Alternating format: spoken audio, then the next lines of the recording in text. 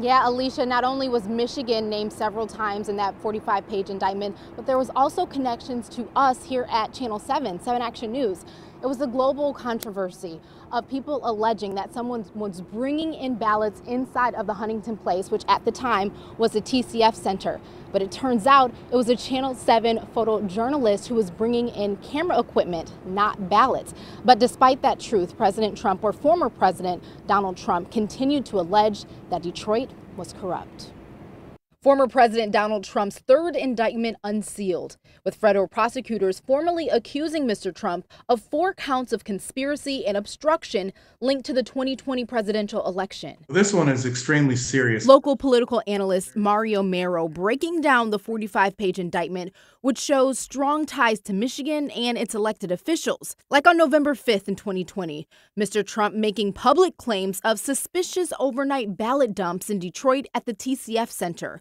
The alleged ballots, camera equipment being carried by a 7 Action News photographer. People don't get indicted for lying. You get indicted for going forward and trying to change the course of a legally productive election. And that is what federal prosecutors are alleging happened 2 weeks later when Mr. Trump invited Michigan Republican leaders to the White House, where he once again made claims of ballot dumping. Michigan Senate Majority Leader Mike Shirkey and Speaker of the House Lee Chatfield also allegedly pressured by co-conspirators to pass a joint resolution stating the election was in dispute. What we went through in Michigan really was an attempt to set the tone for what would be attempted in other states. Michigan Secretary of State Jocelyn Benson on CNN reacting to the indictment, which alleges Mr. Trump knew his claims of election fraud were false. As more evidence built showing that those results were accurate, the attempts to overturn those results escalated and became more vitriolic and more potentially violent, of course, leading into the tragedy of January 6th.